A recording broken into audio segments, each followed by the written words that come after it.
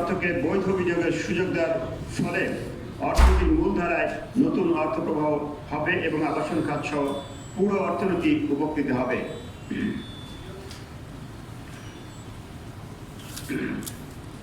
তবে একই সঙ্গে আমরা মনে করি দীর্ঘমেয়াদী একটি সহজ, স্বচ্ছ, বিনিয়োগ বান্ধব, ব্যবসা বান্ধব কর কাঠামো গড়ে তোলা জরুরি, যাতে মানুষ স্বতঃস্ফূর্তভাবে কর প্রদান করে এবং অপ্রতিষ্ঠিত অর্থ সৃষ্টির প্রবণতা করোনায় হ্রাস পায়। আমরা সবচেয়ে জোর দিতে চাই যে এই অপ্রতিষ্ঠিত অর্থ যেটা আছে সেটা কেন হচ্ছে সেই উৎসটিকে বন্ধ করা সবচেয়ে গুরুত্বপূর্ণ মনে করি আমরা।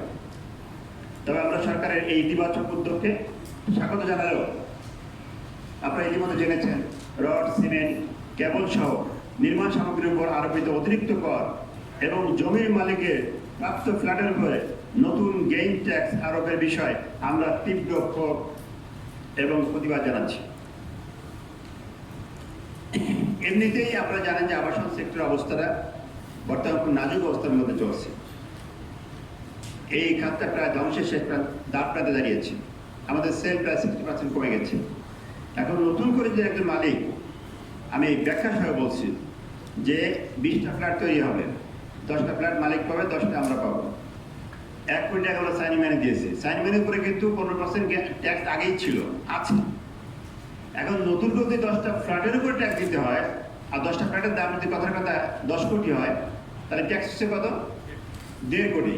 আপনারা বলেন তাহলে এই খাতের অবস্থাটা কোথায় যে দাঁড়াবে? একজন মালিক 25 সূত্রের পাক বা নিজে কিনে, এমন হতে পারে যে 10 দিন আগেই বা 2 বছর আগে, 5 বছর আগে জমিটা উনি কিনেছেন, কিনে সরকার ট্যাক্স দিয়ে জমিটা কিনে উনি একটা ডেভেলপারকে দিচ্ছেন। আর সেখানে বিল্ডিং হওয়ার পরে উনি যে অংশটা পাবেন 10টা ফ্ল্যাট, তার উপর আবার 1.5 কোটি টাকা ট্যাক্স দিতে হবে। এটা কি সম্ভব? 80 টাকা কোথায় পাবে? তাহলে তাকে আবার তার নিজের ফ্ল্যাট সেল করে তাকে সরকারকে ট্যাক্স দিতে হবে। আমরা মনে করি এটা এই ডুয়েল ট্যাক্সেশন এটা অবশ্যই বন্ধ করতে হবে।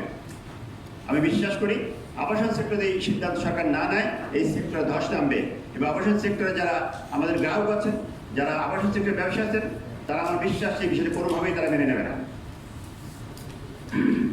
প্রিয় সাংবাদিক বন্ধুরা, বাংলাদেশের ক্রমবর্ধমান নগরায়নের প্রেক্ষাপটে রাজধানী ঢাকা ছাড়াও দেশের বিভিন্ন বিভাগীয় জেলা শহরে পরিকল্পিত আধুনিক ও বাসযোগ্য পরিকল্পিত নগর গড়ে তোলার লক্ষ্যে দীর্ঘদিন ধরে কাজ করে যাচ্ছে real estate and housing association of Bangladesh, Riha.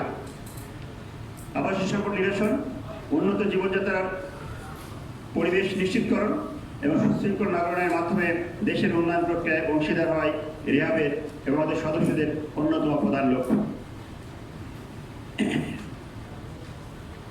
মনে রাখবেন, আমরা সরকারের ডেভেলপমেন্ট পার্টনার, আমরা সরকারের উন্নয়ন সহায়ক শক্তি। কারণ অন্ন, বস্ত্র, বাসস্থান এগুলো রাষ্ট্রের দায়িত্ব। মানুষের মৌলিক 5টা চাহিদা এটা হচ্ছে রাষ্ট্রের দায়িত্ব। সেই আবাসনের কাজটা আমরা প্রাইভেসিলি করছি। আমরা আর 5টা ট্রেড অর্গানের মতো আমরা দাবির কথা বলছি না, আমরা রাষ্ট্রের জনগণের এসেনশিয়াল নিডসের কথা বলছি।